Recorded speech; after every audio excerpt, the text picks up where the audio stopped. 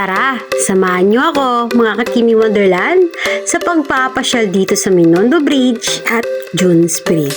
Siyempre mga ka-Kimi Wonderland, nagsimula muna po ako sa Loton Ferry Station para lalakbayin ko po ang mahabang tulay ng Minondo Bridge at Junes Bridge.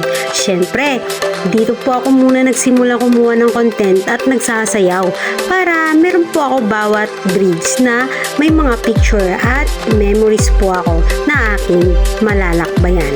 At syempre po, ito na po muna at gumawa na po ako dyan ng content ko para may views din po ako dito sa Minondo Bridge. At syempre po, advice lang po mga Kimi Wonderland kung gusto nyo po yung perfect na picture, perfect na video na pang Instagram nyo, pumunta po kayo ng 5:30 to 6 a.m. at sa hapon naman po 5 to 6 p.m. Kasi dyan nyo po makukuha ang tamang timpla ng picture or video nyo na walang against the light. Siyempre ako naman po kasi pumunta po ako dyan ng 3 p.m. kaya against the light yung bawat pagkukuha ko ng picture. Dahil po marunong po akong kumuha ng style ng picture kaya medyo may design na po yung mga picture ko na yan kasi nga kinuhanan ko po ng gusto at ikakaganda po ng kuha niya. At yan po ang Minondo Bridge at yan po kitang-kita niyo na po kung gaano kainit po dyan. Pero mahangin po siya. Marami pong mga views na inyong gustong anggulo na kunan.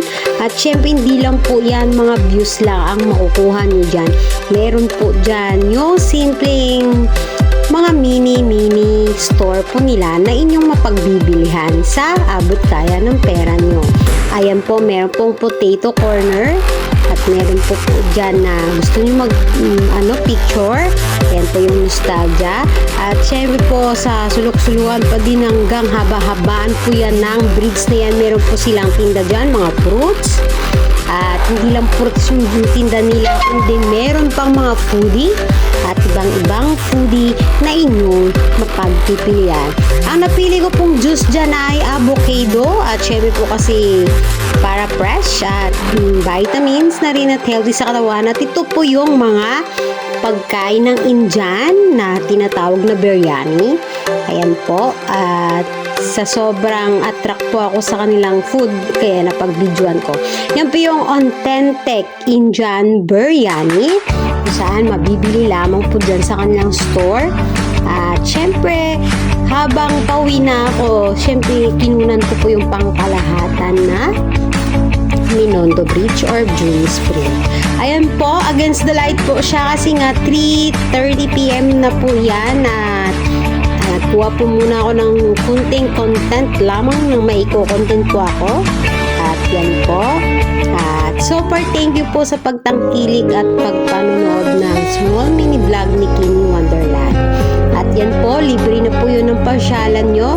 Gusto nyo pong magpasyal na gusto nyo makapag-relax yung utak nyo, makawala po sa stress, makawala po sa pagod. Yan po, mahangin po dyan. Pwede po kayo dyan magpapahangin. At ito na po yung paggabi na po to.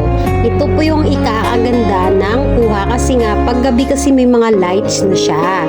Kaya yan, makukuha nyo talaga ang tunay na kagandahan ng Minondo Bridge at Junes Bridge.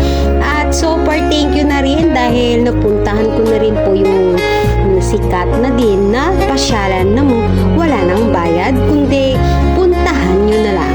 Ako po si Kimi Wonderland ang nagsasabi ang buhay ay weather lang. Ako po si Kimi Wonderland ang babaeng makuwela kahit puno ng problema.